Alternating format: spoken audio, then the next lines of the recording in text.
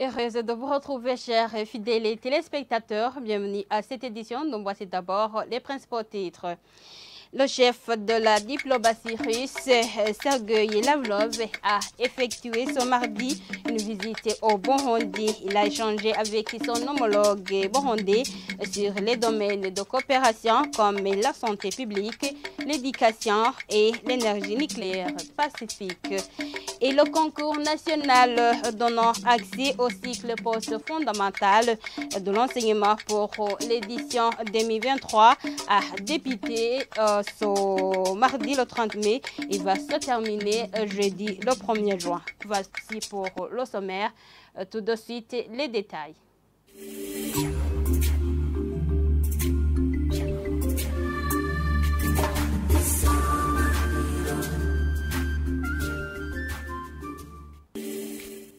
Bienvenue encore une fois. Le chef de la diplomatie russe, Sergueï Lavrov, a effectué une visite au Burundi ce mardi. Dans un point de presse conjoint tenu après une réunion à huis clos, Albin Shingiro a indiqué que leurs échanges ont porté sur le renforcement de la coopération entre ces deux pays, notamment dans le domaine de la santé publique, l'éducation et l'énergie nucléaire pacifique. Suivez. Nous venons d'avoir un échange fructueux avec mon collègue russe où nous avons exploré les voies et moyens de renforcer nos liens de fraternité, de solidarité, de coopération dans des domaines variés, mais aussi nous avons passé en revue la dimension régionale dans la gestion des conflits et des paradoxes sur le continent africain. Pour la coopération bilatérale, nous avons passé en revue les progrès tangibles déjà enregistrés, mais aussi nous avons identifié et relevé les défis. Mais nous nous sommes aussi projetés dans l'avenir pour voir comment diversifier davantage les domaines de coopération. Et nous sommes en train de préparer des accords de coopération qui seront signés en Russie lors du sommet Russie-Afrique qui aura lieu au mois de juillet cette année.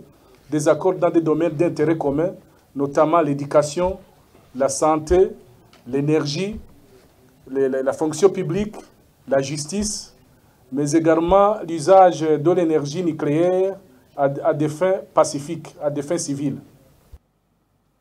Et concernant sur la gestion des conflits, le ministre Albin Shingiro indique qu'ils ont échangé sur les positions de chaque pays, notamment celui de Burundi, axé sur la recherche des solutions. Suivez encore une fois. En ce qui concerne les enjeux globaux, nous avons bien évidemment parlé des conflits que nous avons à ce moment dans le monde.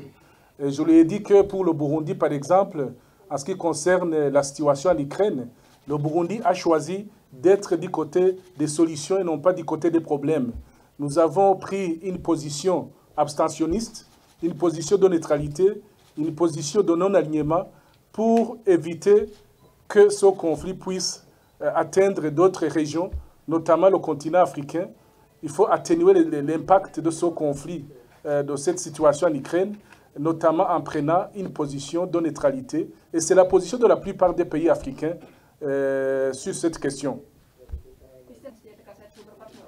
Sur la situation en Ukraine et les autres conflits sur le continent africain, je lui ai dit que la position du Burundi est de faire en sorte que les États membres des Nations Unies puissent recourir aux différents outils diplomatiques que nous offre la diplomatie préventive, notamment le dialogue, la coopération, les bons offices, la négociation, pour éviter que des conflits surgissent.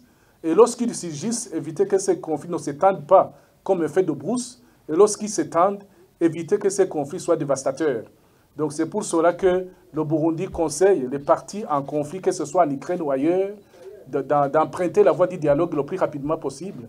Parce que, comme vous le savez, il n'y a personne qui est gagnant en termes de guerre, parce que les guerres laissent derrière elles des ruines, de la désolation, des orphelins, des veuves. Il faut donc recourir aux outils préventifs de la diplomatie qui sont à notre disposition à ce moment.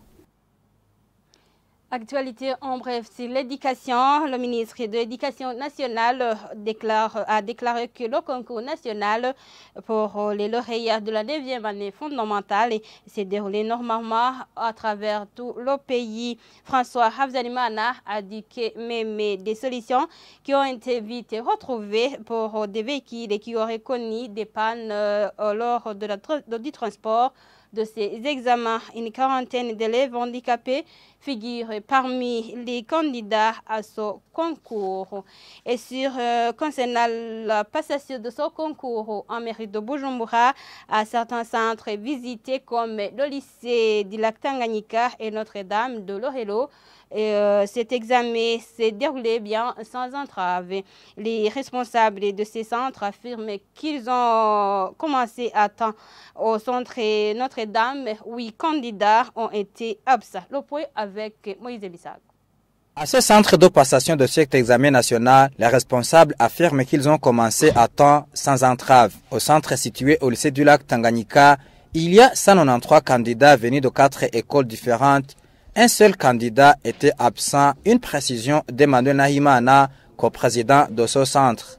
Donc pour le moment, l'examen, dès le matin, l'examen s'est bien déroulé. Nous avons commencé la première épreuve à 8h40. Nous avons commencé la première épreuve parce qu'aujourd'hui, nous avons des épreuves, c'est-à-dire entrepreneuriat et sciences humaines. C'est-à-dire chaque épreuve va durer une heure. En général, l'examen se déroule bien. Les écoles, ici nous avons 4 écoles.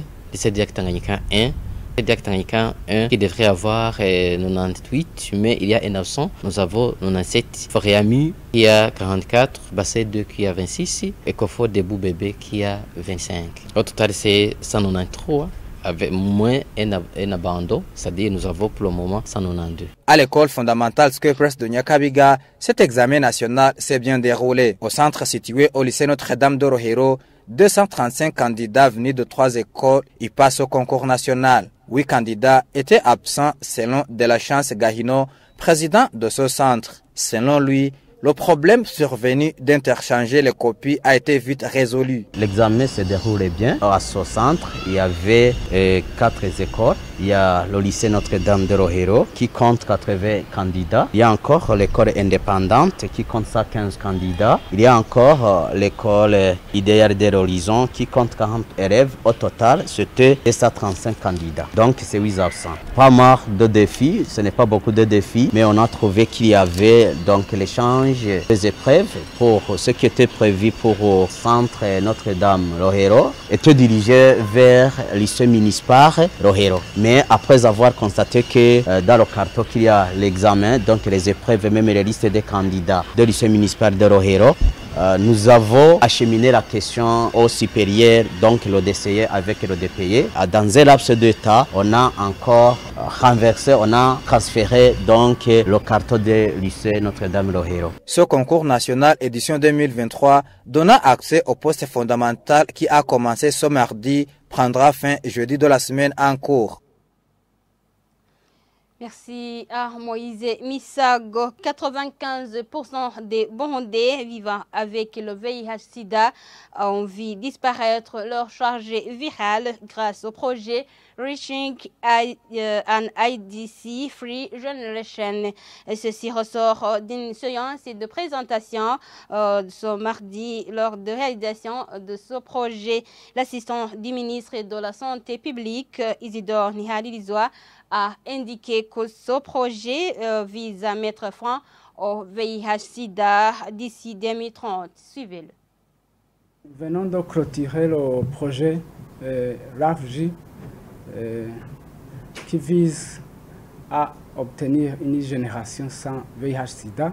C'est un projet qui était financé par USAID à travers le FHI 360 et le projet a été exécuté durant les 5 ans ici au Burundi. À voir les résultats, nous sommes reconnaissants et satisfaits des résultats de réalisation de ce projet, du fait que nous venons d'atteindre les 3,95. Premier 95 signifie que 95% des personnes vivant avec le VIH-Sida ici au Burundi connaissent leur statut sérologique VIH. Et le deuxième 95 signifie que Parmi les 95% connaissant leur statut sérologique VIH, 95% de ces derniers sont sous traitement antirétroviral et 95% de ces 95% connaissant leur statut sérologique VIH et qui sont sous traitement ARV, 95% ont une charge virale